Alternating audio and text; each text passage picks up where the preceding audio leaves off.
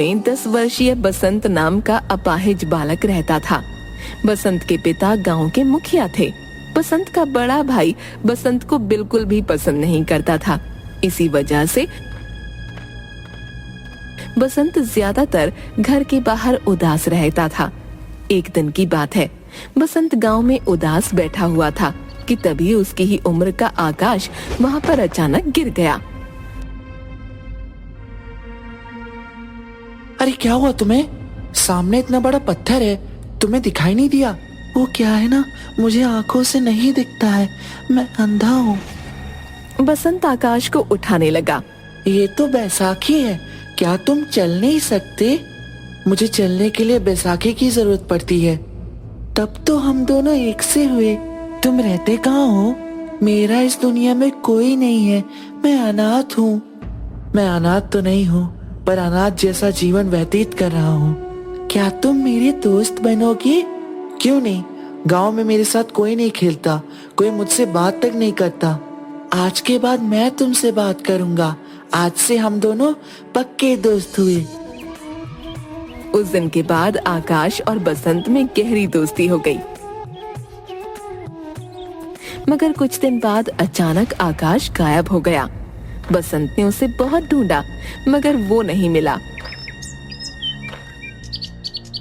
आकाश का इंतजार करते हुए बसंत जवान हो गया। एक दिन बसंत अपने कमरे में गहरी नींद सो रहा था कि तभी उसकी बड़ी भाभी गुस्से से कमरे में आ गई। अरे दोपहर के 11 बज रहे हैं लाड साहब, सब्जी नहीं लानी क्या? क्या दोपहर के 11 बज गए? क्षमा करना भाभी, क्या है कि कल मुझे पूरी रात नींद नहीं आई।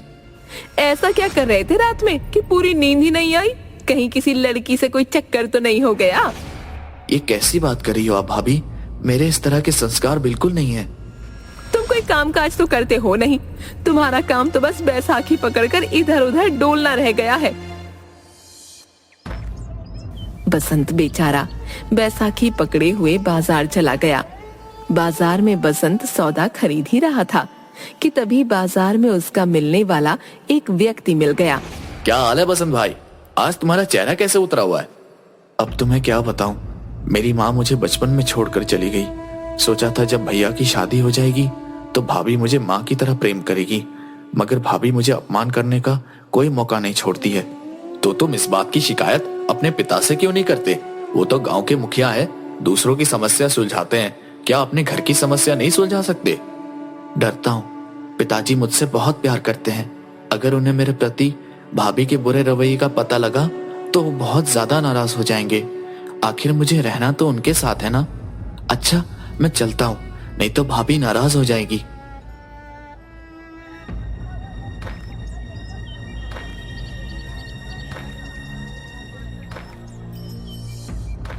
बसंत घर चला गया। बसंत को देखकर बिंदिया आग बबूला हो गई। 11 बजे बाजार गए थे और अब 12 बज रहे हैं। इतनी देर में तो पूरी सब्जी मार्केट खरीद कर ले आती हूँ मैं। ये कैसी बात कर रही हो आप भाभी? भाभी आप तो जानती हैं कि मैं अपाहिज हूँ। मैं आम लोगों की तरह जल्दी जल्दी नहीं चल सकता। मुझे तो कदम कदम पर इस बैसाखी की जरूरत पड़ती है। जुबान लड़ाता है बदतमीज। इतना कह के बिंदिया ने एक तेज चांटा बसंत के गाल पर मार दिया। तभी बसंत का भाई कल्लना गया। क्या हुआ, इतना नाराज क्यों हो रही हो? तुमने इसे थप्पड़ क्यों मारा? देखिए जी, 11 बजे बाजार गया था, 12 बजे लौटा है। 1 घंटे से इसका इंतजार कर रही हूँ मैं। सही किया तुमने, इसके गाल पर एक थप्पड़ जड़ दिया। वैसे भी पिताजी ने इसे बहुत ज्यादा सर पर चढ़ा रखा है। बसंत आंखों में आंसू लिए अपने कमरे में बैठ गया। दोपहर में उसे किसी ने खाना भी नहीं दिया। शाम को उसके पिता मुखिया उसके कमरे में आ गए। क्या बात है बसंत, इतने गुमसुम क्यों बैठे हुए हो?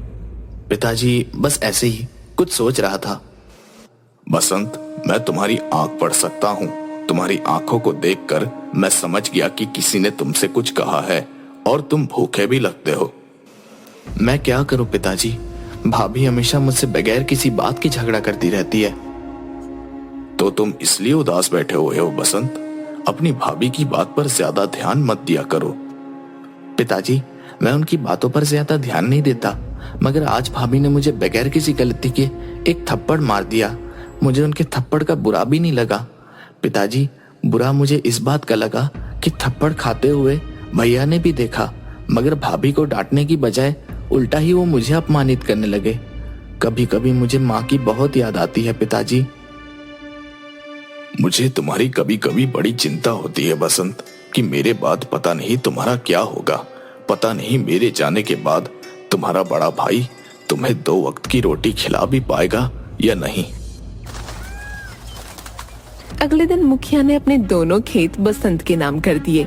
इस बारे में बसंत के बड़े भाई को कुछ नहीं पता था, मगर अचानक मुखिया की मौत हो गई।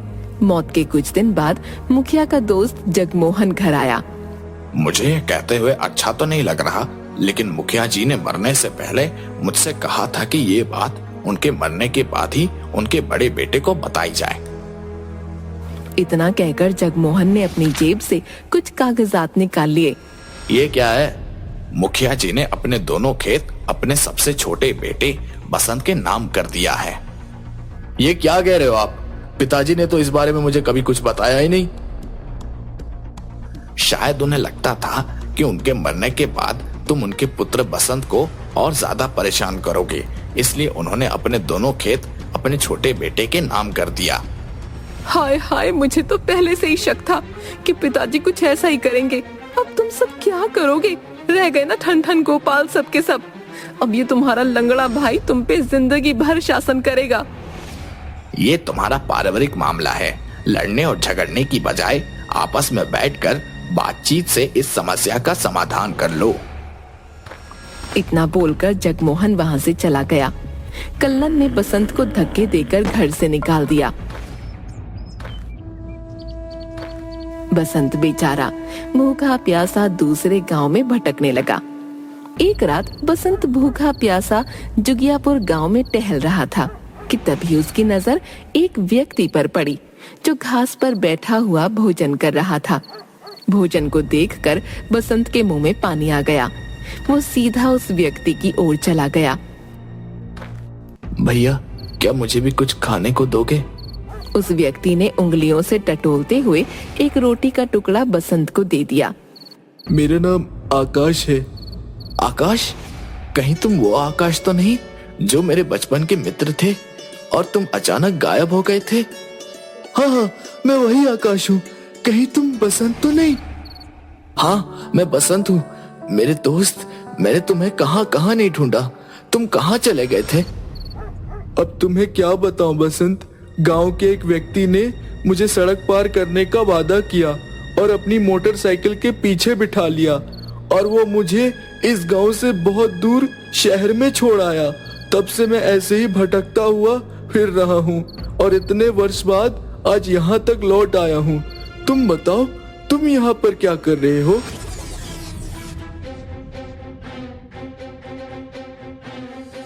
घबरा मत मेरे दोस्त, अब मैं आ गया हूँ ना। अब तू बिल्कुल भी चिंता मत कर।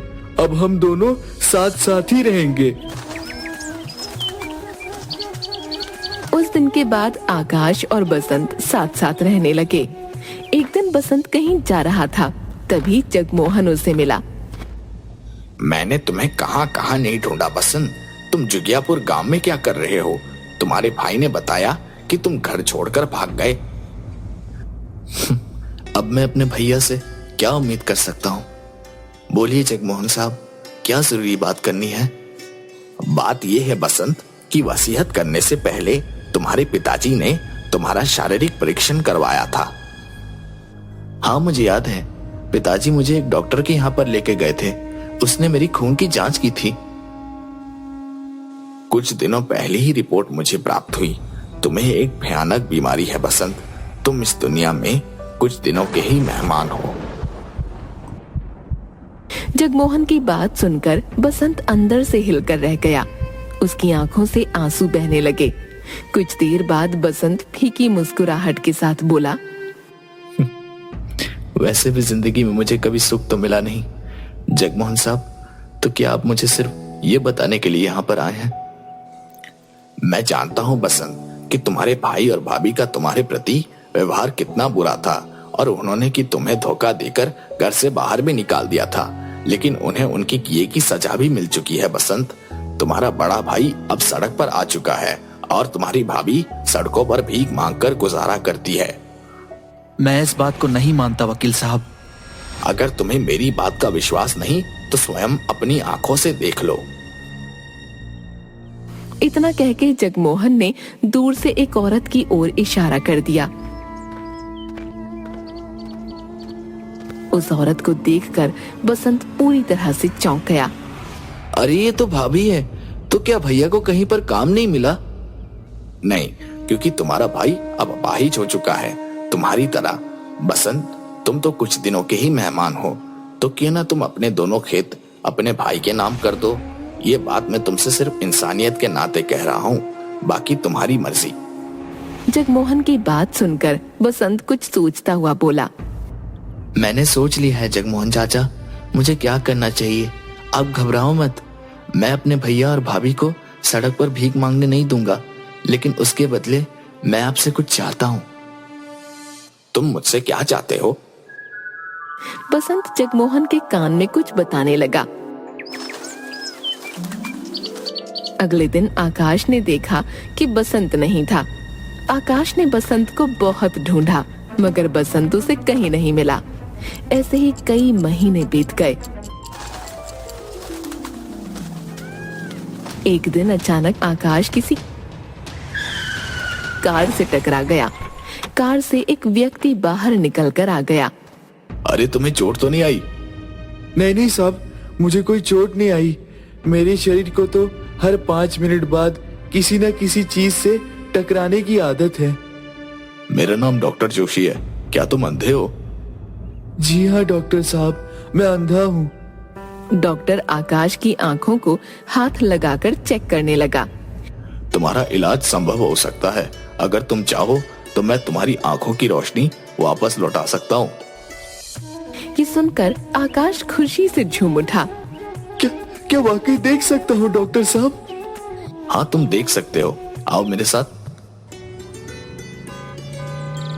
डॉक्टर आकाश को एक अस्पताल में लेकर आ गया। कुछ ही महीनों में आकाश को दिखाई देने लगा। ये लो आकाश, 10 लाख रुपए। अब तुम्हें सड़कों पर भीख मांगने की जरूरत नहीं है।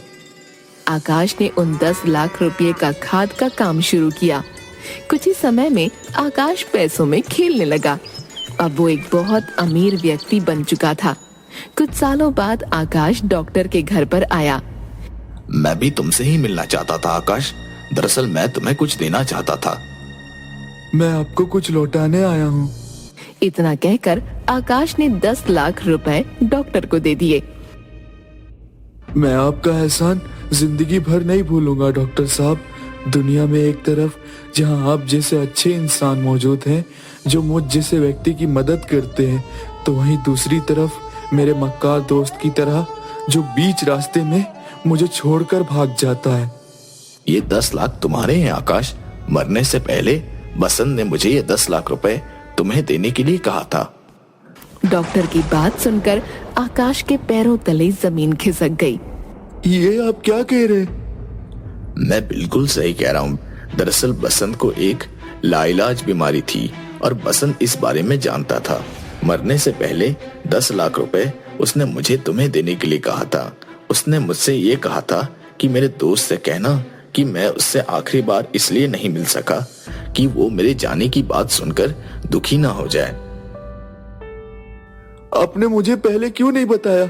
मैं उसके बारे में पता नहीं क्या क्या सोचता रहता था, और वो जाते जाते मेरे ऊपर इतना बड़ा उपकार करके गया। मैं उसका उपकार का बदला कैसे चुकाऊंगा? मैं तो अब उससे मिल भी नहीं सकता। अपने आप को संभालो आकाश। बसंत तुम्हारे साथ हमेशा रहेगा, और ये मेरे शब्द नहीं बल्कि बसंत के शब्द हैं कि वो तुम्हारा साथ हमेशा रहेगा। झूठ बोलता था। अगर ऐसी बात है तो फिर मुझे छोड़कर क्यों गया? आकाश, तुम जिन आंखों से आज इस संसार को देख रहे हो वो और किसी की नहीं बल्कि तुम्हारे दोस्त बसंत की आंखें हैं। मरने से पहले उसने तुम्हें दान कर दी थी। तुम उसकी ही आंखों से अब इस दुनिया को देखोगे। आकाश नम आंखों से वहां से चला गया। आकाश आज भी अपने दोस्त बसंत को याद करता है। दोस्तों, आपको हमारी ये कहानी कैसी लगी हमें कमेंट करके जरूर बताएं। और हाँ, चैनल को लाइक, शेयर और सब्सक्राइब करना ना भूलें। मिलते हैं अगली कहानी के साथ, तब तक के लिए धन्यवाद।